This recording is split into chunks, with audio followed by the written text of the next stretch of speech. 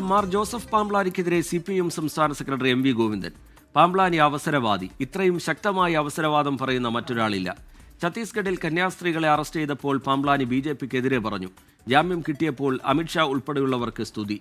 അച്ഛന്മാർ കേക്കും കൊണ്ട് സൂപ്പിടാൻ പോയി. ഇടയ്ക്കിടയ്ക്ക് വരുന്ന മനമാറ്റം കൊണ്ട് ക്രിസ്ത്യാനിയോ മുസ്ലിമോ കമ്മ്യൂണിസ്റ്റോ രക്ഷപ്പെടാൻ പോകുന്നില്ല എന്നും MV ഗോവിന്ദൻ പറഞ്ഞു. ഛത്തീസ്ഗഡിൽ കന്യാസ്ത്രീകൾക്കെതിരായിട്ട് കടന്നാക്രമണം വന്നു. പാംബ്ലാനി അപ്പോൾ ഞെട്ടി. അവസരവാദം ഇത്രയും ശക്തിയായിട്ട് പറയുന്ന വേറൊരാളുമില്ല. അതുകൊണ്ടാണ് ജാമ്യം കിട്ടിയപ്പോൾ സ്തുതി. ആർക്ക്? കേന്ദ്ര അമിത്ഷാ ഉൾപ്പെടെയുള്ളവർക്ക് സ്തുതി. അച്ഛന്മാർ കേക്കും കൊണ്ട് പോയി സൂപ്പിടാൻ. എവിടെ? RSന്റെ ഓഫീസിൽ നിന്ന് ഇറങ്ങുമ്പോഴാണ് വേറൊരു വിവരം. ഒഡീഷയിൽ കന്യാസ്ത്രീയെ മാത്രമല്ല അച്ഛനെയും അടിച്ചു. അപ്പോൾ വീണ്ടും മാറ്റാൻ തുടങ്ങി. ഞങ്ങൾ യൂറോപ്പിലാണോ ജീവിക്കേണ്ടത് എന്ന അവരുടെ ചോദ്യം. ഞങ്ങൾ യൂറോപ്പിലാണോ ജീവിക്കേണ്ടത് എന്ന അവരുടെ ചോദ്യം.